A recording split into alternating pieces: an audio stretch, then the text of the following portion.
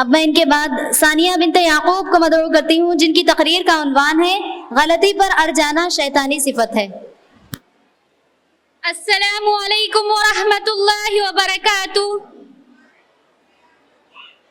نحمد ونصلی علی رسولہ الکریم، اما بعد فاعوذ باللہ من الشیطان الرجیم، بسم اللہ الرحمن الرحیم۔ لا الہ الا انت سبحانک انی کنت من الظالمین۔ قابل احترام مہمانان خصوصی، معزز معلمین اور معلمات، میری پیاری ماں اور بہنوں اور طالبات جامعہ، میں ثانیہ بنت یعقوب ہوں۔ الحمدللہ میں نے اسی جامعہ سے 10 مکمل کر چکی ہوں اور فی الوقت الصف الخامس کی طالبہ ہوں۔ آج کے اس 10ویں سالانہ اجلاس میں میری اس تقریر کا عنوان ہے غلطی پر اڑ جانا شیطانی صفت ہے۔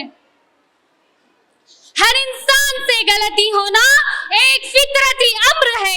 کوئی بھی شخص معصوم عن الخطا نہیں ہوتا اور نہ ہی کوئی اس کا دعویٰ کر سکتا ہے۔ اگر کوئی دعویٰ کرتا بھی ہے تو اس کے دعوے میں جھوٹا ہے۔ ہر فرد و بشر سے بھول چوک ہوتی ہے، لیکن بہتر ہے وہ شخص جو برا وقت اپنی غلطی کا احساس ہو۔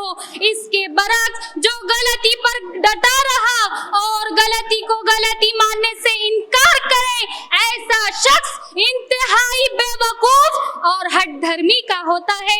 آج ہمارے معاشرے کے اندر بڑھتی ہوئی اخلاقی خرابیوں میں سے ایک خرابی اپنی غلطی کو تسلیم نہ کرنا ہے۔ لوگ غلطی تسلیم کرنے کے لیے باعث تن سمجھتے ہیں، حالانکہ غلطی کا اعتراف کامیابی اور اصلاح کی پہلی سیڑھی ہے۔ جب آدم علیہ السلام سے بھول ہوئی تو انہوں نے فوراً معافی طلب کی، جیسا کہ قرآن مجید میں اللہ تعالیٰ کا ارشاد ہے، قَالَ رَبَّنَا ظَلَمْنَا أَنفُسَنَا وَإِن لَّمْ تَغْفِرْ لَنَا وَتَرْحَمْنَا لَنَكُونَنَّ مِنَ الْخَاسِرِينَ۔ سورہ اعراف آیت نمبر 22۔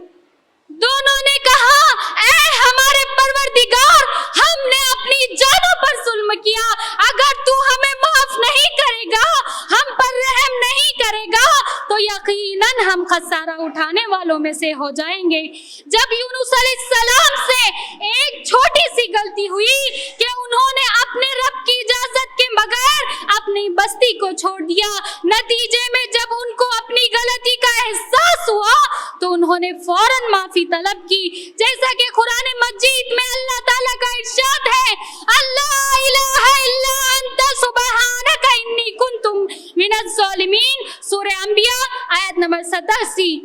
اور مچھلی والے یونس علیہ السلام کو یاد کرو، جب کہ وہ غصے سے چل دیے اور خیال کیے کہ ہم نہیں پکڑیں گے، بالآخر اندھیروں کے اندر میں سے پکار اٹھے، اے الہی تیرے سوا کوئی معبود نہیں اور میں ظالموں میں سے ہو گیا۔ جب صحابہ کرام سے چھوٹی سی بھی بھول ہو جاتی، ایک شرمندہ ہوتے بلکہ اس کی تلافی کے لیے راستے تلاش کیا کرتے تھے، جیسا کہ قرآن مجید میں اللہ تعالیٰ کا ارشاد ہے، جب میرے مومن بندوں سے کوئی ناشائستہ عمل ہو جاتا ہے یا پھر کوئی گناہ کر بیٹھتے ہیں تو فوراً استغفار کیا کرتے ہیں۔ فی الوقت اللہ تعالیٰ کے سوا کون ہے جو گناہوں کو بخش سکتا ہے؟ مذکورہ آیات اور واقعات سے پتہ چلتا ہے کہ غلطیوں پر اعتراف کرنا نیک لوگ اور انبیاء کرام کی خصلت میں سے ہے، لیکن آج بعض لوگ کبھی دنیائی مسائل میں علماء سے الجھ جاتے ہیں اور بحث اور مباحثہ کرنے لگتے ہیں اور صحابہ کرام کی سمجھ اور فکر کو باطل قرار دیتے ہیں، یا یہ کہہ کر چلے جاتے ہیں کہ گویا کہ آپ صلی اللہ علیہ وسلم نے ایسا کہا ہو لیکن اس سے کرنے میں کوئی حرج نہیں۔ معاذ اللہ، پھر ایسے انسان ایسی ممنوعی چیزوں کو اپنے اوپر جائز قرار کر لیتے ہیں۔ بعض مقام پر انسان بخوبی جانتا ہے کہ وہ غلطی کر رہا ہے، اس کی ضمیر اس کو جھنجھوڑتی بھی ہے، لیکن اس کی انا اسے حق پر نہیں لے آتی، پھر ایسا ضدی آدمی گناہ کر بیٹھتا ہے۔ بعض لوگوں کی حالات تو یہ ہوتی ہے کہ اعتراف گناہ تو دور کی بات ہے، اگر ان کے سامنے ان کی غلطیوں کی نشاندہی بھی नहीं करते हैं तो वो चिढ़ जाते हैं, पेशानी पर शिकने पड़ जाते हैं। तारीख इस बात पर गवाह है कि गलती का एतराफ इंसानी और गलती पर अड़ जाना शैतानी सिफत है। जो गलती नहीं करते वो फरिश्ते होते हैं, जो गलती करके डर जाए वो शैतान होते हैं, और जो गलती करके तौबा करे वो इंसान होते हैं।